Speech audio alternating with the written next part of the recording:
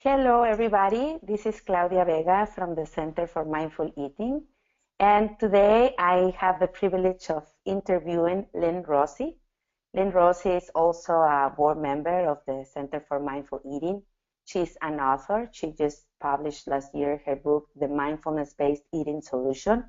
She is also an MBSR certified teacher, and she has developed the program Eat for Life, which is also a program of mindful eating. She's a psychologist, and she's a wonderful human being. And I'm very, very honored to be in front of you, Lynn, in this moment, having this opportunity to interview you. And in the celebration of the International Mindful Eating Day, we would like to inform the people that are listening to us about all the things that are happening in the Center for Mindful Eating. We are celebrating 10 years of this organization, and many things have happened since its foundation 10 years ago.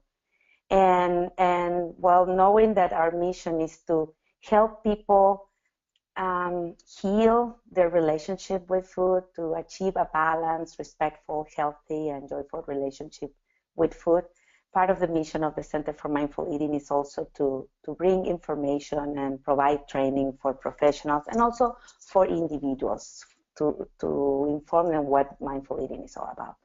So in that sense, the TCME has recently developed the Foundations of Mindful Eating webinar series. And our first webinar in this series was about the good practice guidelines that were also developed by the TCME. And yesterday, you and Caroline Burton had this wonderful webinar that I had the opportunity to attend. But unfortunately, some people didn't have the chance. So I would like to ask you, Lynn, to please inform us, share with us, what are the good practice guidelines? Why were they developed? What are they for? If you please share with us. Great, thank you, Claudia. So nice to be here today and to celebrate Mindful Eating Day. This is awesome. This is our second time, right? Yes. So the good practice guidelines were developed over a course of many years, actually, and many, many hours of discussion by board members in the hopes that we can further the practice of mindful eating in a way that maintains our professionalism. We are an organization that's mainly brought together to help professionals become good at teaching mindful eating.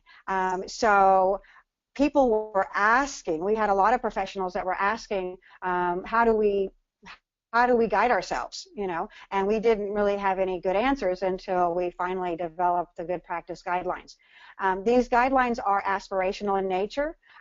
They're guiding professionals on a path to become more professional in their practices, in the intent that we really are concerned about patient safety.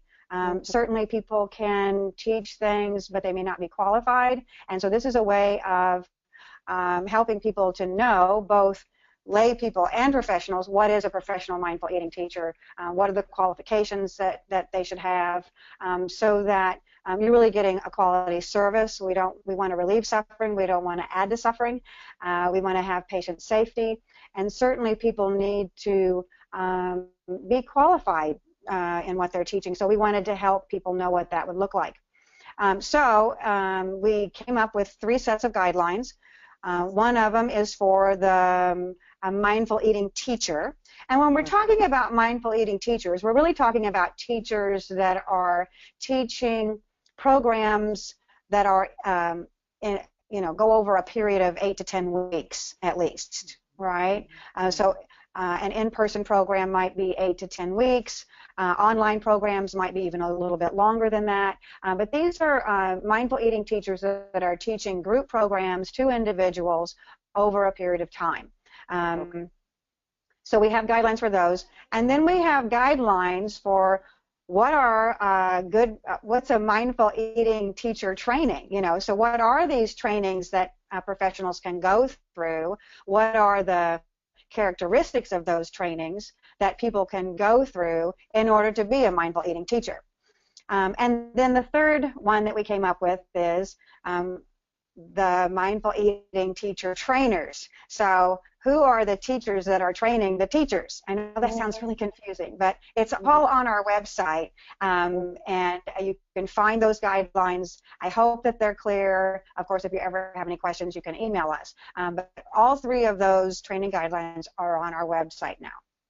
Okay, so if I understand correctly, then these guidelines were created to send a message of what a good practice would be like, what to look in a mindful eating teacher. I mean, in case that I'm an individual that wants to learn about this practice, what would be a qualified or a good mindful eating teacher, and also what are the programs out there if I'm a professional and I would like to be trained so that I can share this with my clients or my patients. That's correct? Yeah, so you can look at the guidelines, and if you're looking at a particular program that says, I'm going to teach you mindful eating, does it meet the guidelines that we have on our website? Because we don't really have a listing of courses. We talk about some of them in our webinar that we did yesterday, the Good Practice Guidelines webinar, which people can access. But we don't really have a listing of those on our website. But you can have the guidelines and say, well, do they have this? You know, are we learning mindfulness meditation? Are we learning about the current research? Are we learning about some of these different aspects that we talk about in the guidelines? And it's also helpful. I think Europe has done a little bit better job at this than even us in the United States about coming up with really good guidelines, because their healthcare system actually covers probably a little bit more based on whether a person has been certified or meets a lot of practice guidelines that European professionals have developed. And so we've kind of looked at those as a model as well when we've come up with ours. So we've done a lot of research on why we're doing what we're doing. Exactly. So it's not just that the TCME with these guidelines is acting like the police department, saying who's right and who's wrong. That's not at all the intention. Is that correct? That's very correct. Yes, absolutely. And then if there are, professionals that are wanting to teach like a webinar, or not a webinar, I'm sorry, a workshop, or let's say they want to teach some kind of mindful eating exercise in their private practice. Let's say you're a dietitian or a nutritionist or a psychologist and you want to teach a mindful eating technique.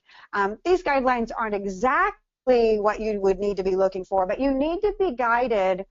I think, first of all, we need to really be guided by our own mindfulness practice.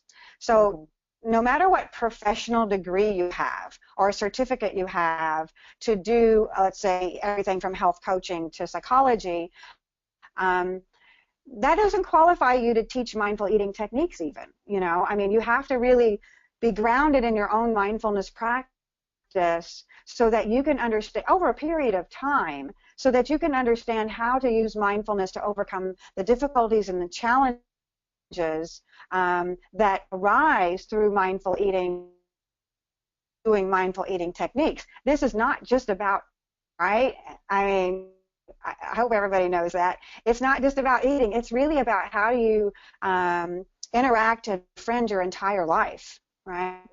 Your body and your food and your life. It all comes into the room when you're really working with mindful eating.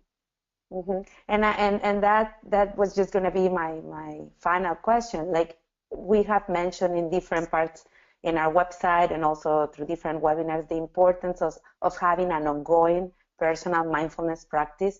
And of course, this is also stated in the guidelines, because as you said, it's not just about teaching an exercise. Mindful eating is not another technique, right? We don't want it to turn into one more recipe to teach people, but actually is grounded and it's a mindfulness-based intervention. So therefore, the importance that we all know why it is important.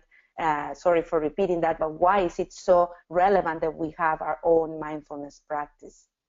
Is that correct?